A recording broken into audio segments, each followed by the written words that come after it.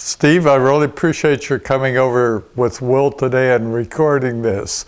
I've been a collector all my life. I started with cutting stamps off letters when I was at 8. Then I went to picking up arrowheads in cornfields with my best friend in Ohio when I was 12. And then a few coins and gold coins in Hong Kong. And insulators, believe it or not, I'd have to say the Great Alaskan Earthquake was the start on them, because during the Great Alaska Earthquake, it snapped a lot of the poles between here and Portage, and they were on the side of the hills and the ground with cross arms, insulators still on them.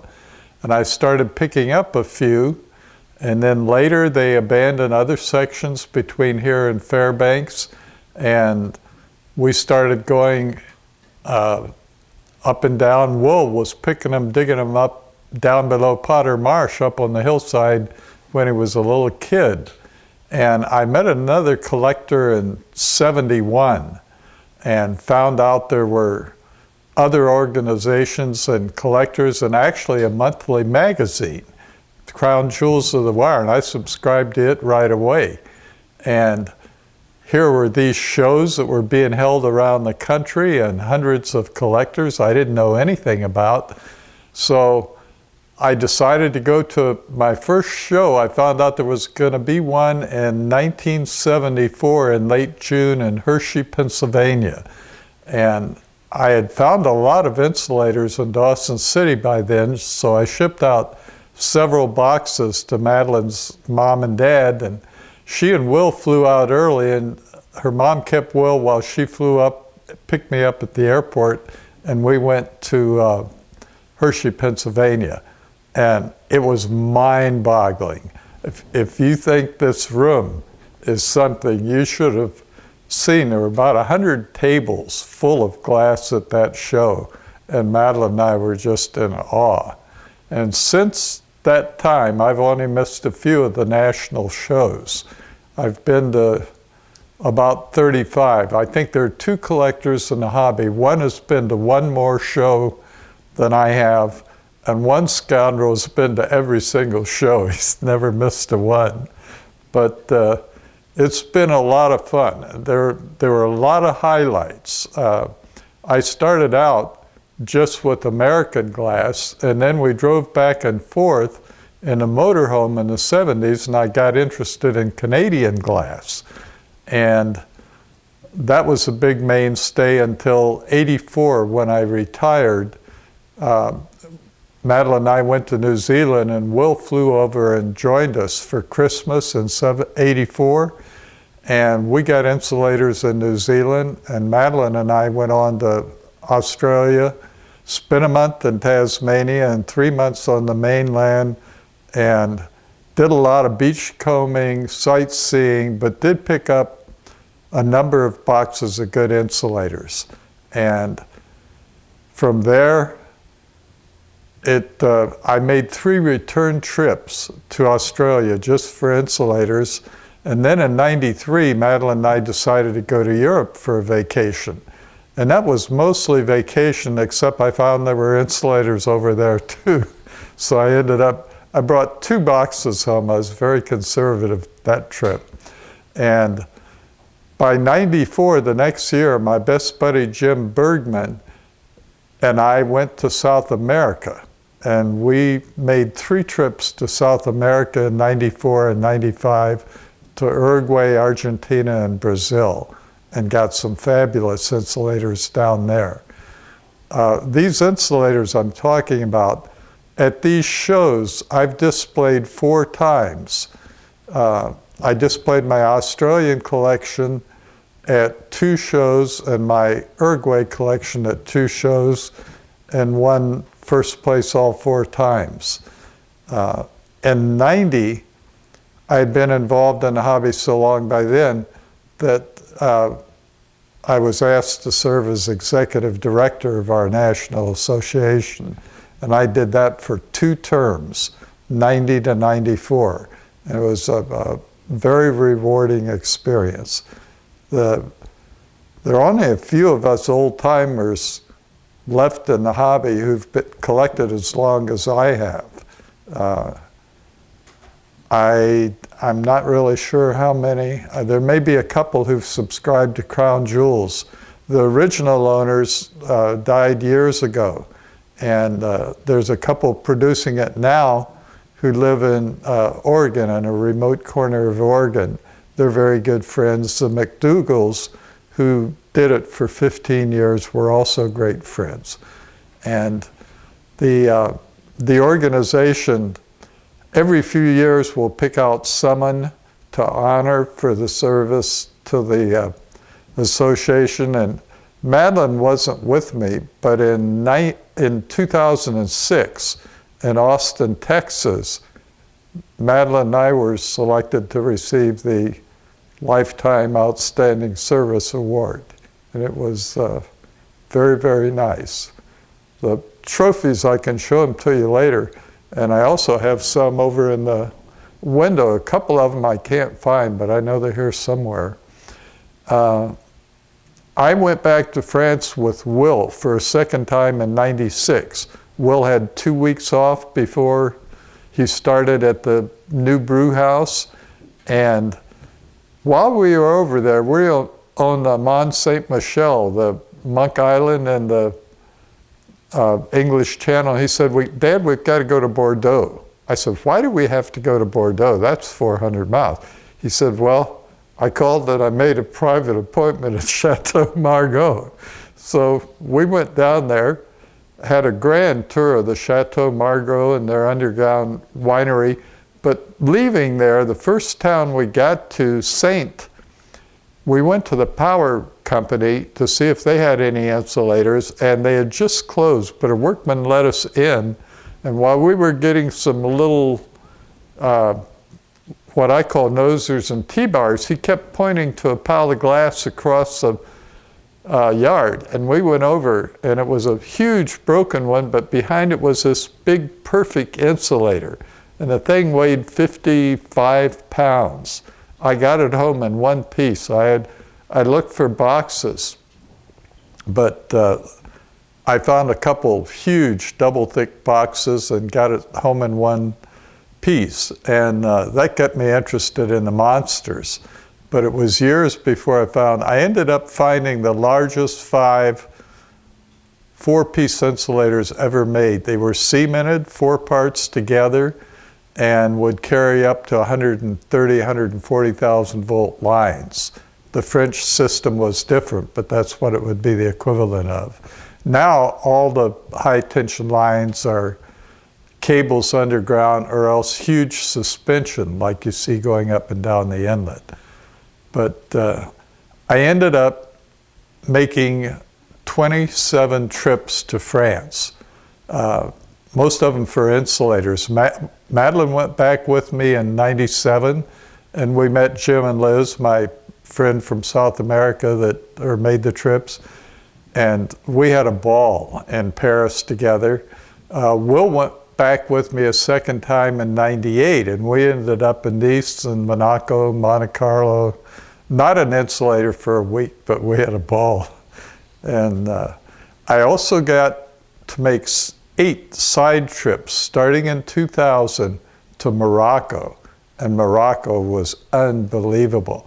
No collector, just like South America, no collector had ever been there for the sole purpose of collecting insulators. And I found insulators that had never been found or seen before. As a matter of fact, I've been accorded over 80 new CD numbers, which is consolidated design.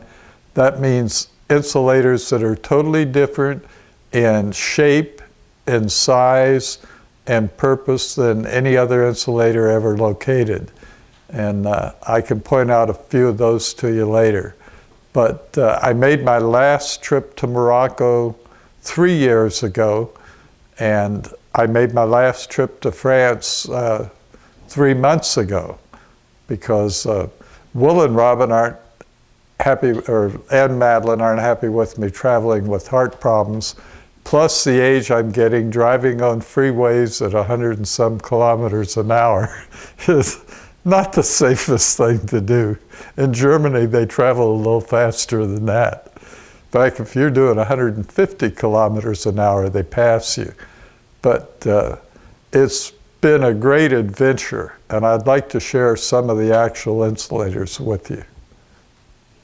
Steve, what I'm going to show you down here is an accumulation of 44 years collecting. I built this wall of cases and had them over at my old house on Stanton Avenue, where you first used to come and visit with Will. And then when we built this house, I had this room actually designed as a showroom. It's 40 feet long and 16 feet wide for just insulators. And then over on this side, I have a bottle and jar display room. And they're kind of organized by country and by the period of when I collected them. I really have not pursued American or Canadian glass in years. My main interest is foreign glass, and I'm known as the #1 collector and dealer of foreign glass in the country. If someone wants to know something about foreign or wants a piece of foreign glass, especially European, they usually write to me or contact me. Okay, Steve, I wanted to show you over here 1 second. Will and Madeline and I made about 14, 15 trips to Dawson City, and we dug a lot of bottles and fruit jars. In fact, that whole case, and the lighting won't be very good, they're so light. We dug those in Dawson City with the exception of 1 or 2 bottles. And a lot of these, a lot of the Hock wines, the different ones, all came from Dawson City.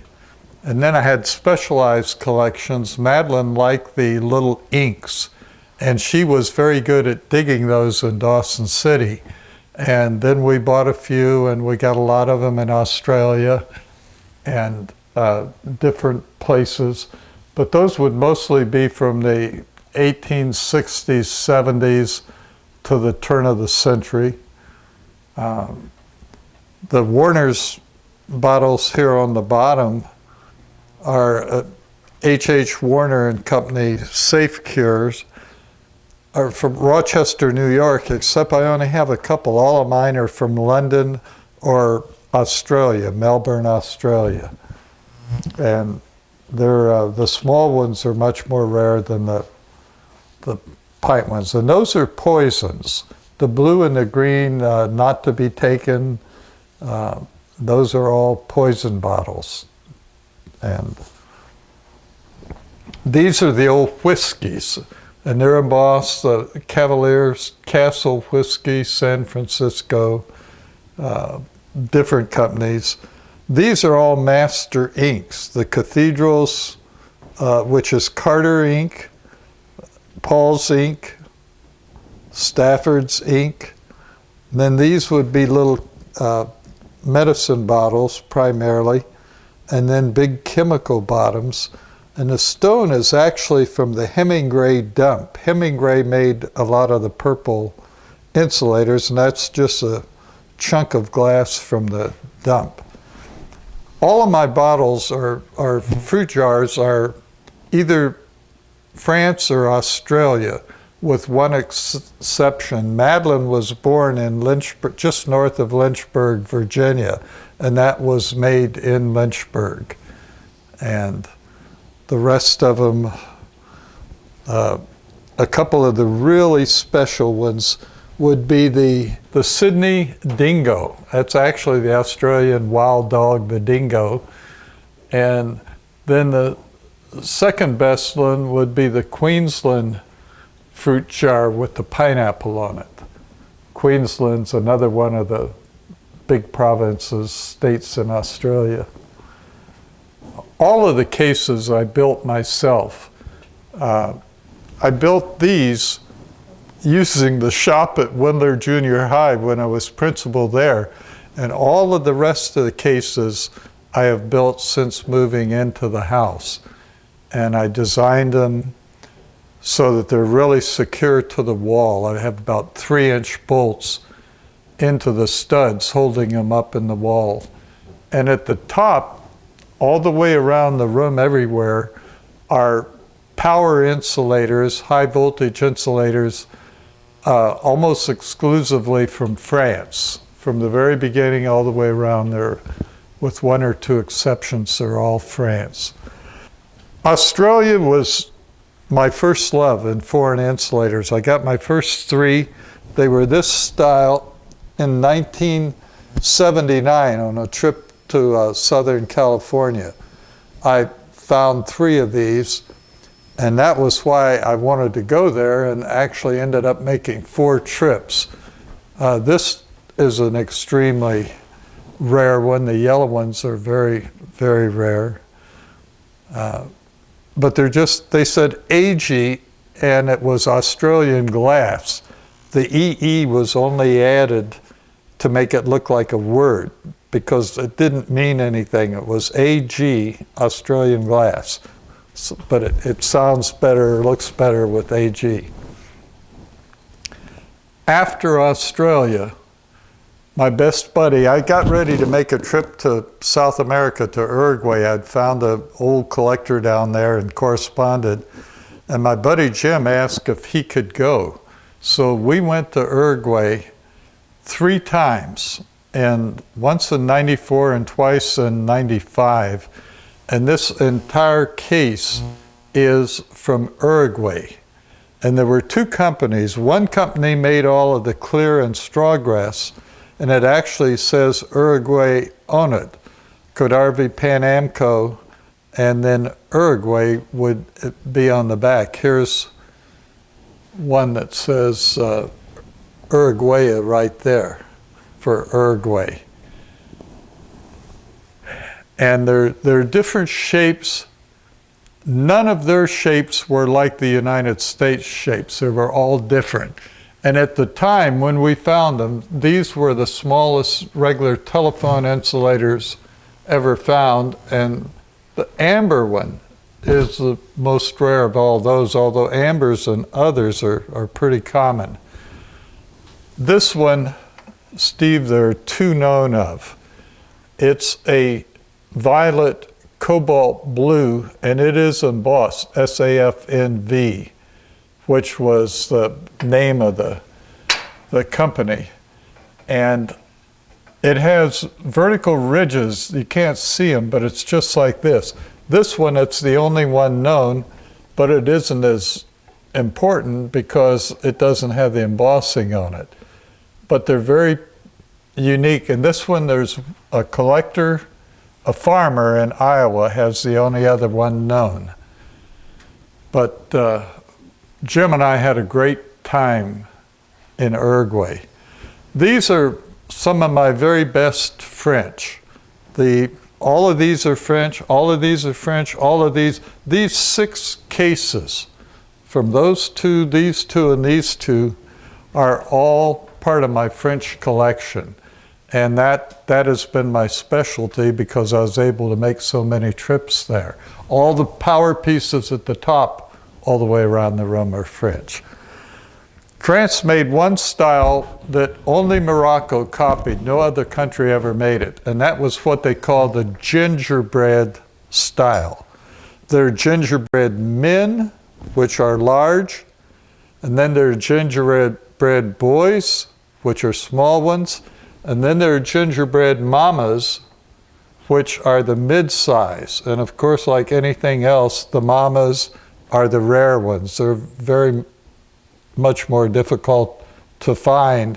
And they come in different sizes, but they're all mamas because they're in between the little boys and the big men.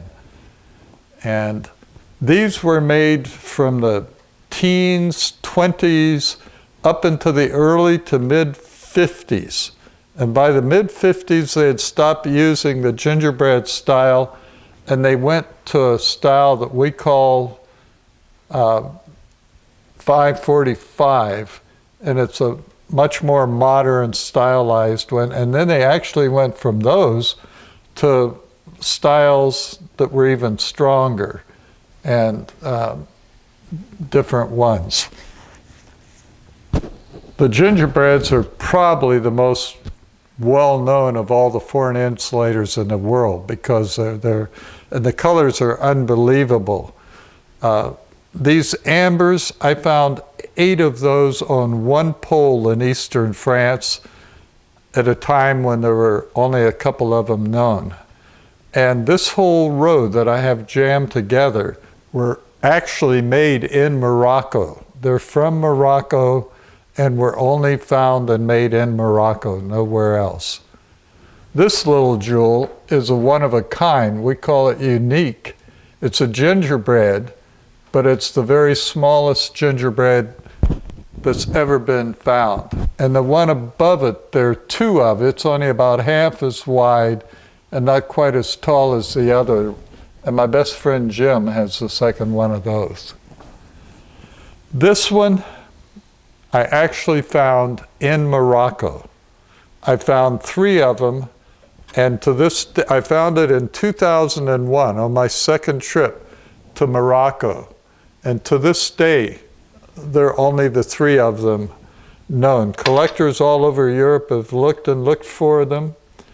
I kept looking on every trip back to Morocco. I found it on a country road, but never anymore. That was it. The same company in southern France made these purple ones and these. VA, the same company, but these are more modern and they're more plentiful. The straw in Morocco is extremely rare. The others are pretty. This one's very nice, but the straw one is the best one of the Moroccan ones. Now we're getting over to where I started. And we better start at this end because this is where I started collecting. Down around Portage and toward Seward, the Alaska Railroad was full of these insulators with the B and Brookfield. A couple of them had drip points. Here's another one. These are called beehives. They're large beehives, called American beehives, except Canada did make a few of them. GTP is Grand Trunk Pacific. Here's a very nice one, but this one is even nicer. That's Grand Trunk Pacific.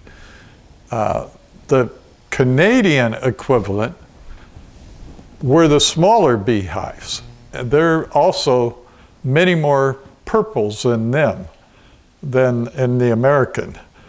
Canadian National Railway, Canadian Pacific Railway, Montreal Telegraph Company, those would go back to the 1870s and 80s.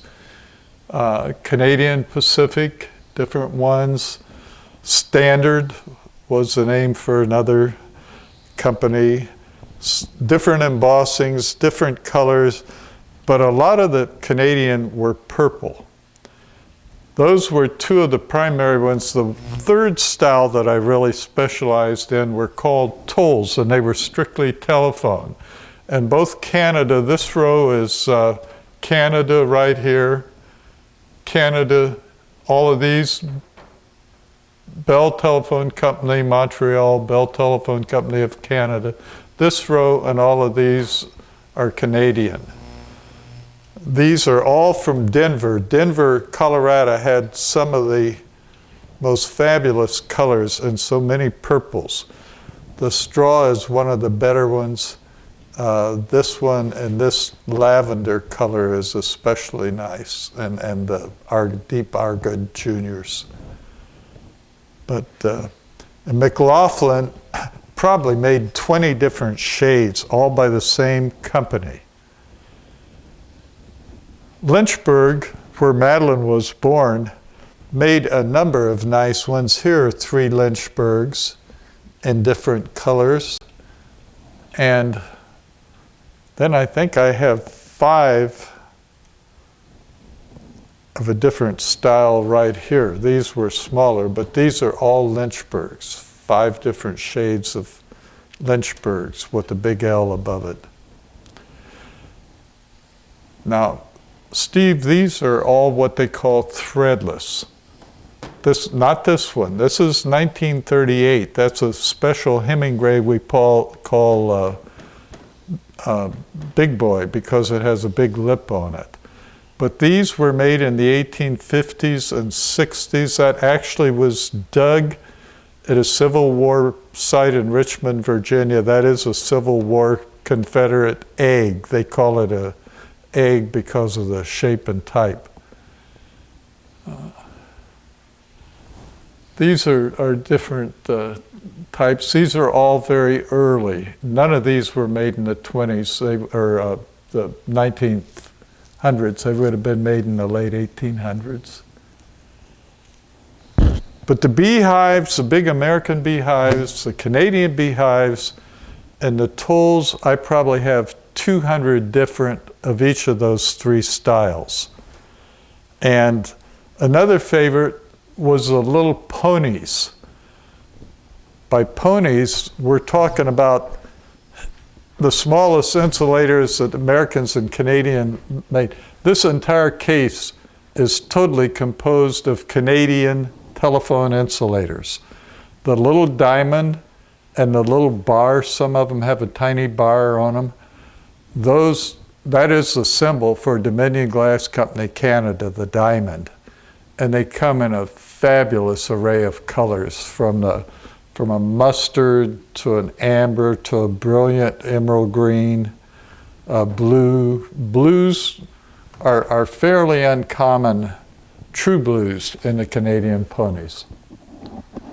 These are all small ones too, except for the bottom, which is some more of my Canadian specialty. These are commemoratives. They're not old. We make one each year at our national show to commemorate the show. Like, I know without looking, this one is from 1999, Scottsdale, Arizona. That was the national from there. Now we're getting to an area that I love. I've never visited. Madeline would not think of letting me go. But these two rows of spools and this whole section here are from Colombia, South America. Colombia was overrun with terrorists for years. They're still fighting.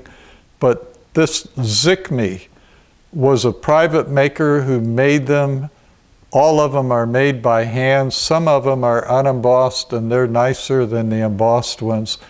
They have transpositions, which have 3 grooves with Zikmi on them. And that's Telecom, a later one. These are earlier. But some of the colors, including this one, are unbelievable. Above it, on the top, I have one row from Argentina, where Jim and I made 2 of the 3 trips we got to Argentina. And that's an American style, but they're all embossed Argentina.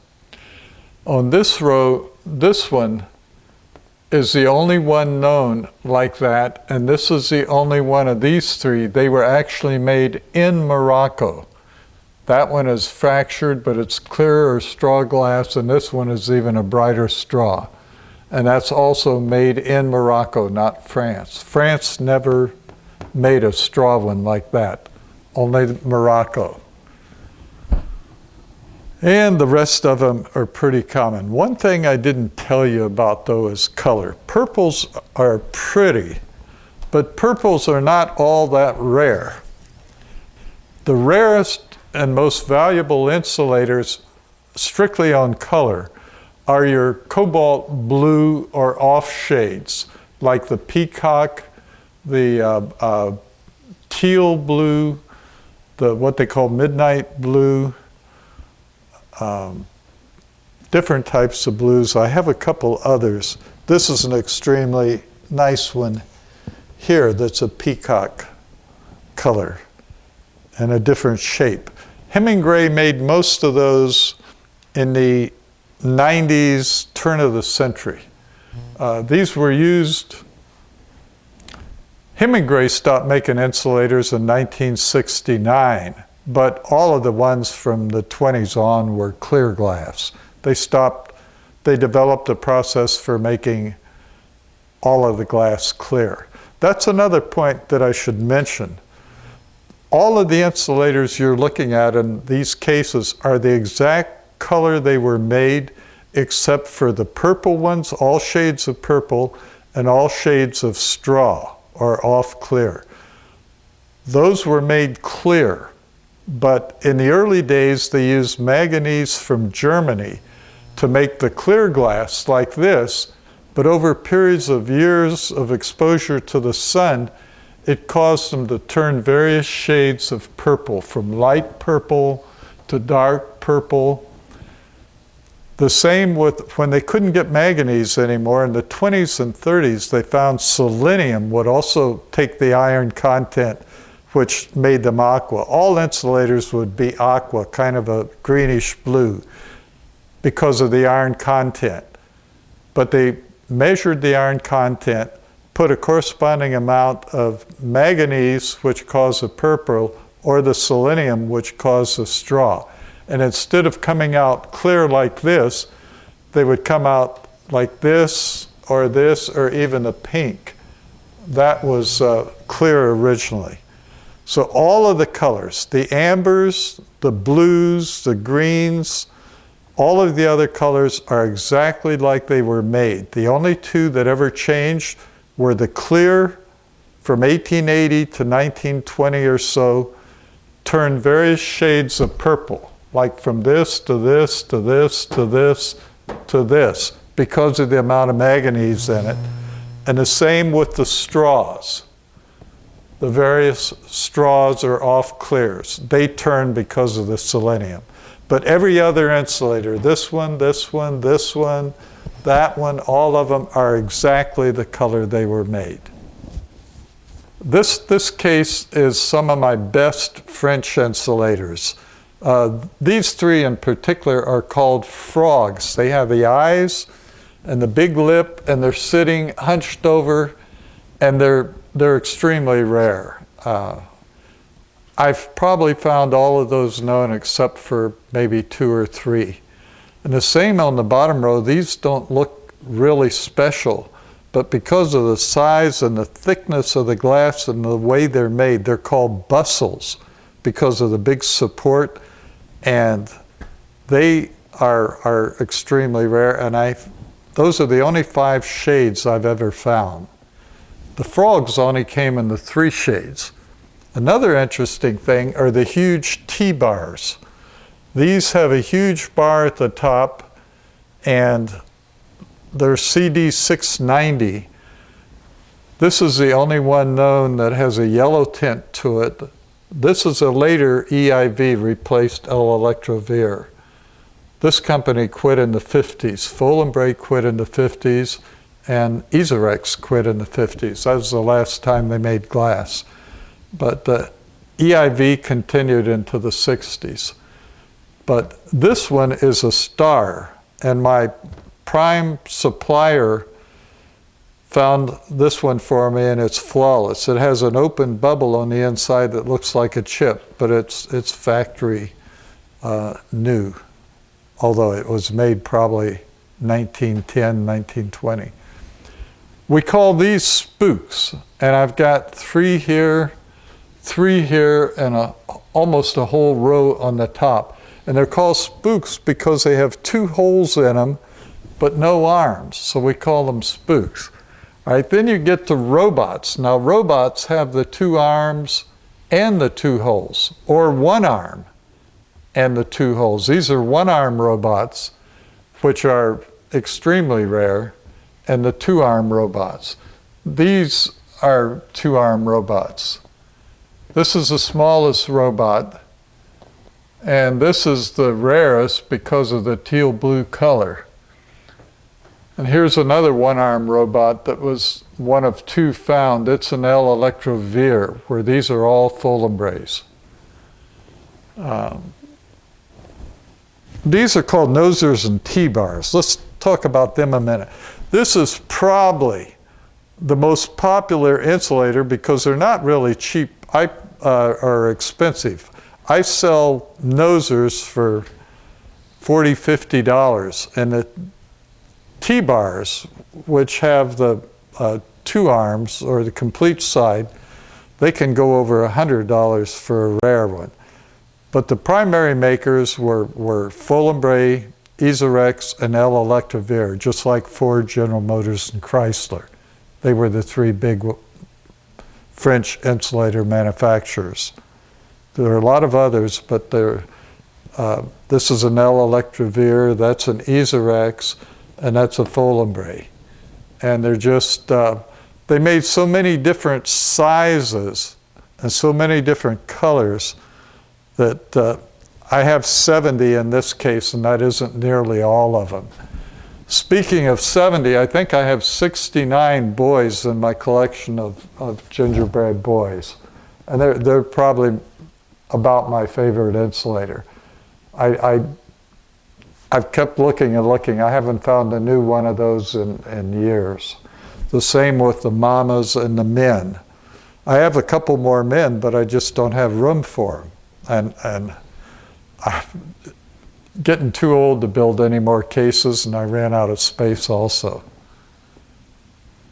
But anything that is two-colored or what you call varied colored really adds to the value of the insulator. That's one of my better ones. This one is even better because of the inclusion of amber and waves and so forth in it. That Canadian Pacific is one of my favorites.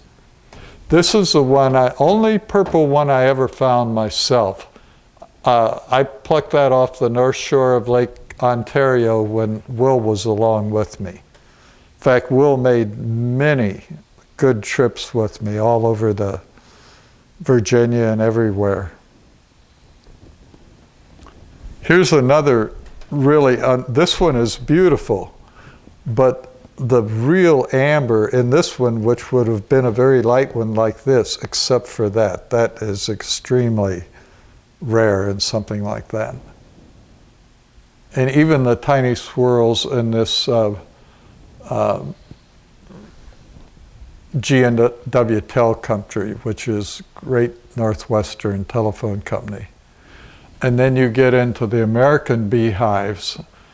This is the best one of all of them. The orange amber would be second, and the true amber third probably. California produced a bunch of them. Postal produced a bunch. They're just dozens of different companies. But Brookfield and Hemingway were the 3 that lasted from 1860-some well into the 19th century. These, I told you about our magazine that I subscribed to in 1971. They started it in '69. I've written many articles for our monthly magazine. In fact, 2 of my insulators, this is the purple boy that I showed you in the case over there. My 2 best friends, Jim and another fellow in New Mexico, have the other 2. And then this is the largest 4-piece. There's actually a 4th piece right under there. And it weighs 56 pounds. I let my rancher friend in New Mexico have it, but they're close to 2,000 subscribers to that. One thing I did want to show you, I saw them and took pictures on my very first trip to Morocco in 2000. They weigh 26 pounds. These are called fog bowls. They were used only on the Atlantic Ocean to keep the salt and chemical air off of the power. It's a 3-piece inside of this big shell. And it's an L. Electrovir. It's almost an inch thick glass. But they were made in France, but only used in Morocco. One of these monsters, and I got a special CD number for it, I've got the pretty black glass one and a lighter green one. They're both identical except for color. But I got 10 of those on my last trip to Morocco 3 years ago, and 2 of them were broken on the way back, but the other 8 are the only 8 known. And with the problems in the Middle East, I doubt that any more of them will be coming back. These are interesting. They were used in the high power stations, and a big cable came through it. Again, all of the glass is to cut out interference to the line so that they don't lose a lot of power. The different sizes would have been for different lines. This, I just got a month or so ago. It's the largest spool. It's unique. It's the only, it weighs 8.6 pounds, and it's unique. To give you a comparison of the size, Steve, here's my collection of French insulators, and there's nothing in the collection that comes close to this size. It is, these are the regular ones. These are the smaller ones, these 2 rows, and there's just nothing like that. I mentioned this, the National Insulator Association every few years will vote or determine someone for recognition, and Madeline and I got it. It's always awarded to a husband and wife because usually they're in partnership in attending shows, involvement in the hobby, supporting it and everything. But we were awarded these at the 2006 National in Austin, Texas. And it was a good show, and I felt very honored to get that award. I've been active in the hobby, and I'm still active, still write articles, and I go to every national. I only go to 2 shows a year now. Our national show, and it rotates from the western to the middle to the eastern. Next year it's in Nashville, Tennessee. And then I go to a show in Springfield, Ohio, the first weekend in November, that is the largest insulator show in the country.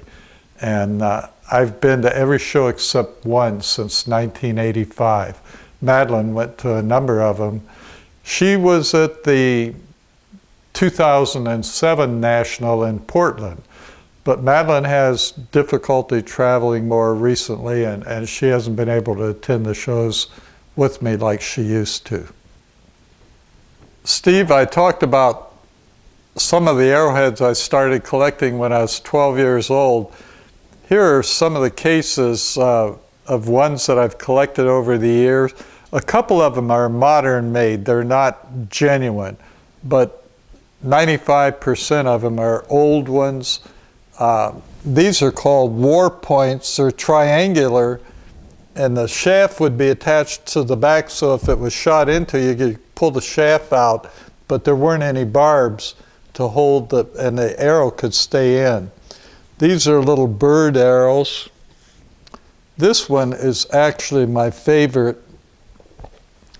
It's called a Folsom point. It's about 12 to 14,000 years old, and it's fluted out on both sides. I don't know if you can see that fluting or not. And this one is particularly nice because of the brilliant dark red streak and the crystallization, the pure crystal quartz that he worked around beautifully. This side is perfect, where you can see the opening where the crystal quartz was. That was found on a farm about 40 miles from where I live, and I got it from the guy who found it back in the 50s. This was one from Ohio. It's also a Folsom point. These are almost crystal quartz, and these two are. They're made of stone, but the stone is crystal clear. It's actually a rock clear quartz. And then there's some that are partially, like this one here. This one is pretty clear. This one was a ceremonial piece. This is a modern made. That's a modern made. This one I've had 50-some years. It's obsidian from the Northwest, but I don't know if it's original. This one, that one, and the one in that corner I know are not, but all of the rest of them are original. Many of them. This is the very last one I found on my farm about 15 years ago. Our farm hasn't been farmed since '57, but I let my cousin plow a small section to plant sorghum to make molasses, and it was almost grown over in the fall, and I was walking over and looked over and I saw a piece of stone, and that's what I pulled out. How it kept from getting broken in a couple hundred years of farming, 300-400 years, I have no idea. But I found, that's the very last piece I found about 15 years ago. I remember picking that up. My cousin was with me. I remember finding this one. It's just a perfectly barbed little point. This is another flawless one right there. So many of them. Most of the Virginia arrowheads were a white, sugary quartz. And the Ohio and others were more colored, darker, different colors.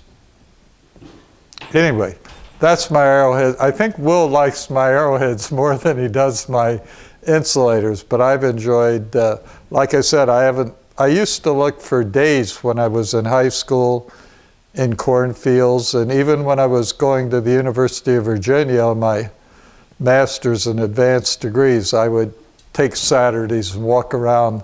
Always get permission of the farmer, never step on the corn, but I could find 100 in an afternoon. Okay, Steve, this pretty much concludes everything I can show or tell you. There are a lot of new collectors starting. A lot of them are kids, some of them are older people. My advice, if they're interested in collecting, would be to first look on the internet. Now, I'll admit, because I started so long ago, I do not use the internet. I have never advertised, I have never bought on the internet. But that is the fastest. All you have to do is punch in glass insulators and pages of information will come up.